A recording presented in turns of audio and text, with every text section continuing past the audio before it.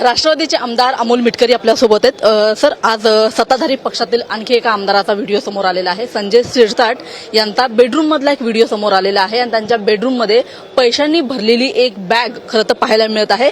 यावरून आता सध्या राजकारण पेटलेलं आहे, तुम्ही काय सांगाल? मी हा व्हिडिओ बघितलेला नाही आणि तो व्हिडिओ त्यांच्याच रूम मधला आहे का हे सुद्धा शहानिशा झाली पाहिजे। त्यांनी स्वतः मान्य केलं मान्य केलंय। जर त्यांनी स्वतः मान्य केलं असेल तर मग आता ते पैसा नेमका कसला, कोण्या व्यवहाराचा आहे याबाबत इन्व्हेस्टिगेशन होईल।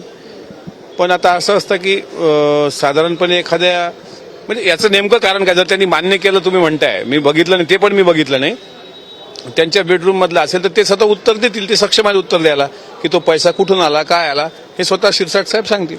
पण विषय असा आहे की अधिवेशन काळामध्ये सातत्याने सत्ताधारी पक्षाच्या आमदारांकडून, मंत्र्यांकडून अशा पद्धतीचे व्हिडिओ समोर येत आहेत। एकतर संजय गायकवाड त्यांचा मारहाणीचा व्हिडिओ आला, आज त्यांच्यावरती अदखलपात्र असा गुन्हा दाखल झालेला आहे। दुसऱ्या बाजूला संजय शिरसाट यांचा एक व्हिडिओ समोर येतोय। सत्ताधारी पक्षातील आमदारांचं नेमकं काय चाललंय? आता isakal.com आहे देशातील नंबर 1 ची मराठी न्यूज वेबसाईट। प्रत्येक अपडेटसाठी isakal.com ला नक्की भेट द्या। असं आहे, संजय गायकवाड यांनी जी मारहाण केली त्या मारहाणीचं समर्थन नाहीच, पण त्यांनी ज्या प्रकाराकरता मारहाण केली तो चुकीचाच आहे ना।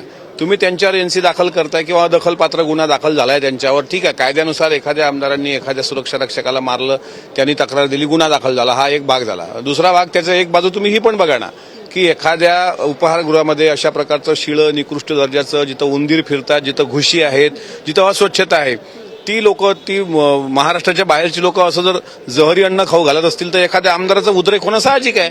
त्यांनी कानफळात दिली असेल तर मग त्यात वाईट वाटण्याचं काही कारण नाही। दुसरीकडे तुम्ही संजय गायकवाड टीका करताय, पण ही व्यक्ती तीच आहे की ज्या व्यक्तीने शेतकऱ्याच्या खांद्याला बैल, म्हणजे स्वतः शेतकऱ्यांनी जुंतून म्हणजे जुंपल्याचा एक व्हिडिओ व्हायरल झाला होता लातूर जिल्ह्यामधला, तर औदार्य दाखवून एक जोडी घेऊन सुद्धा गेले। म्हणजे जी व्यक्ती समाज हिताचं काम करत असते, जी व्यक्ती लोकातून निवडून येत असेल, ती व्यक्ती अशा प्रकारे तुम्ही त्याला अन्न खाऊ घातल्यानंतर ती रिॲक्शन येणं साहजिक होतं। आता संजय शिरसाट, मारहाणीचं तुम्ही समर्थन करता? मारहाणीचं समर्थन करत नाही, पण ज्या कामाकरता ती मारहाण झाली किंवा जे चुकीचं हॉटेलवाला वागला त्याला त्याच भाषेत उत्तर देणं हे समयसंमत होतं। कुठलाही आमदार असता तर त्यानं हेच केलं असतं। दुसऱ्या बाजूला नितेश राणे यांचं पुन्हा एकदा शिरसाटांचं एक उत्तर राहिलं।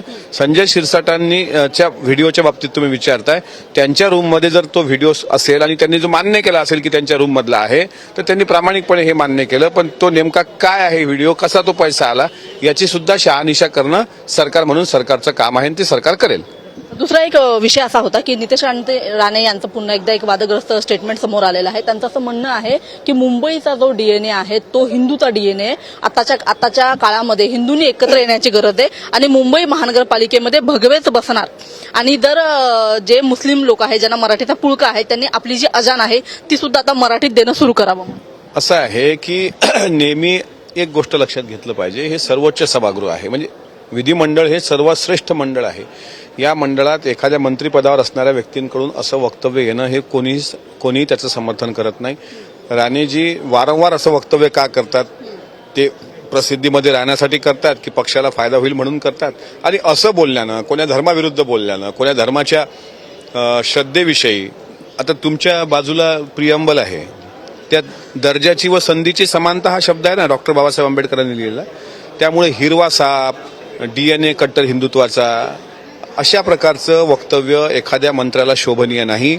अशा प्रकारे कोण्या धर्माबद्दल त्यांनी बोलू नये, पण ते वारंवार का बोलतात याच्या मागे नेमकं काय कारण आहे हे त्यांनाच विचारलं पाहिजे। पण आम्ही महायुती म्हणून जरी एकत्र असलो, पण अशा विचारसरणीचं आम्ही समर्थन करत नाही। तुम्ही असं म्हणता की वारंवार त्यांच्याकडून अशी विधानं होतात, तुम्ही सत्ताधारी पक्षामधील आहात आणि तुम्ही अनेकदा या संदर्भातली नाराजी बोलून दाखवलेली आहे, आपल्या पक्षाच्या विविध नेत्यांनी बोलून दाखवलेली आहे, मात्र ही विधानं थांबलेली नाहीयेत, ही विधानं सुरूच आहेत। अशी विधानं का केल्या जात आहेत आणि अशी विधानं केल्यानंतर सुद्धा निवडणुकीत तुम्हाला आपल्याला यश भेटत असेल, हा समज जर असेल तर हा चुकीचा आहे। शेवटी या देशामध्ये हिंदू, मुस्लिम, बौद्ध, ख्रिश्चन बांधवांचा तर किती मोठा मोर्चा आझाद मैदानाला होता।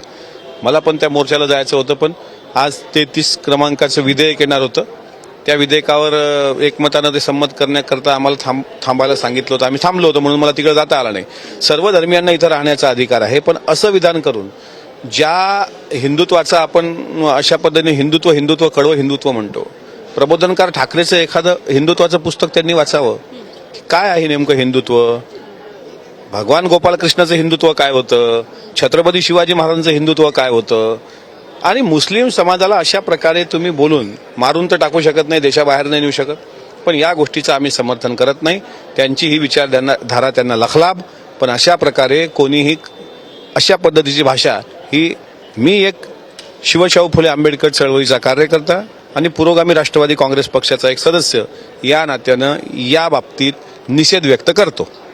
नितेश राणे यांची वारंवार होणारी वक्तव्य आणि ह्या संदर्भामध्ये इतरांची होणारी खरं तर आपण बघतो अडचण, ह्या सगळी परिस्थिती नेहमीची जरी असली तरी सुद्धा अमोल मिटकरी यांनी आपल्याशी बोलताना नितेश राणे यांच्या वक्तव्याचा निषेध केल्याचं पाहायला मिळत आहे. कॅमेरामन नितीन खरातसह मी रुपाली बडवे, साम टीव्ही, मुंबई. देश विदेशातील प्रत्येक घडामोडींचे लाईव्ह अपडेट मिळवण्यासाठी आता साम टीव्हीच्या सर्व सोशल मीडिया प्लॅटफॉर्मला लाईक, फॉलो आणि सबस्क्राईब करा. तसंच सर्व नोटिफिकेशनसाठी बेल आयकॉन प्रेस करायला विसरू नका.